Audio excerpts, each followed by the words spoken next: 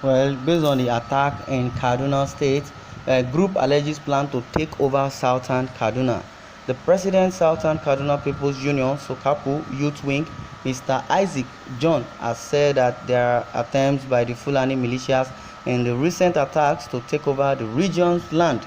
He explained that following the recent attacks by the suspected Fulani militias, some communities have been razed down and their ancestral communities occupied by the bandits. According to him, they are making attempts to rename those communities. For instance, Agwan Adara, one of the paramount rulers of the southern Kaduna, was kidnapped and murdered. Immediately the news of his death filtered through the community. The government came up with a circular dividing its territory into three emirates inside Adara Chiefdom. This has never happened before. We don't have an emirate system in southern Kaduna. According to him, the government has never been sincere on the issues of insecurity in Kaduna since they have been calling for a state of emergency, stressing that the state government, for reasons best known to them, have failed to listen to the challenges the people are facing. Speaking on the attacks on southern Kaduna, John said that the area has been overtaken by bandits and terrorists, saying that the kidnapping is already out of hand. He lamented, "We should understand most importantly that the government is not sincere in tackling insecurity. There was a time when a friend's phone got missing. We reported the case to a police station. They requested the number to track the phone, and in a matter of hours they went to the exact location and got the phone from the criminal and got him arrested. It was almost like I was watching a movie with how smooth and seamless it was done. This is just one division of the police. Why is it that these bandits who kidnap people have a camp within the state to pay ransom, but the government cannot track them there?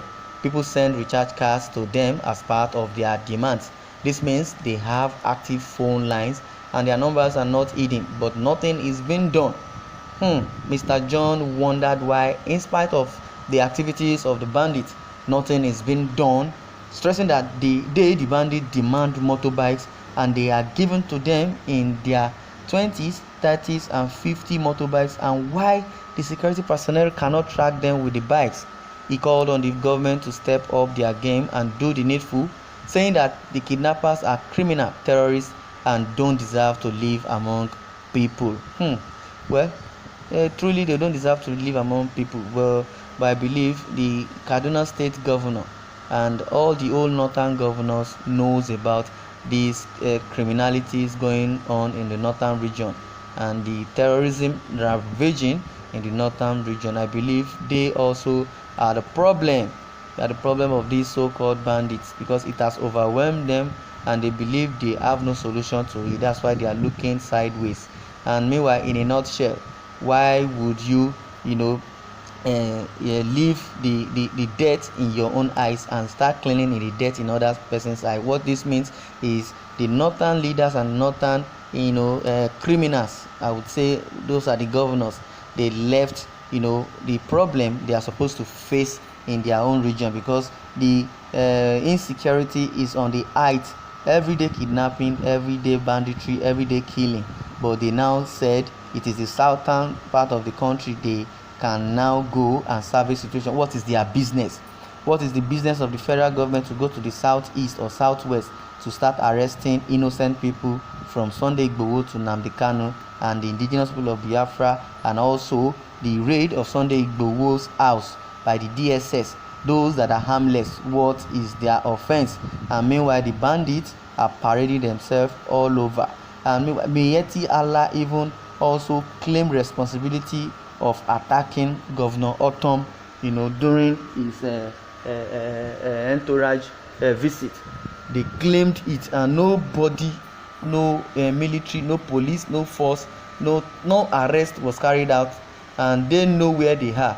Even Gumi, who is advocating for bandits, they know where Gumi is, and Gumi knows their whereabouts. According to this Mr. John now, he says the victims always donate bike, recharge card, give them money, they even negotiate, and also they even send money to their bank account which they can trace. They have lines that they call which they can trace. Now they are now faulting FBI not to know his job or not to know their job by coming to arrest Abba Kyari. Do you think those ones are dullard like you people, and you people are the problem of this country? Well, Mr. John is calling on the government to step up their game. Mr. Isaac John noted that when the attackers come to perform their evil enterprise, they go into farms and destroy crops, and the few ones left, herders bring their cattle to feast on them. He lamented that women can no longer go to their normal marketplaces where they transact business for fear of being attacked, pointing out that the situation is so bad that schools are being shut down and statewide with nothing positively moving in the state. He lamented that Governor Nasser El-Rufai, in his own wisdom, has not visited internally displaced persons, which is the IDP camps, to see how the people who voted him to office are doing.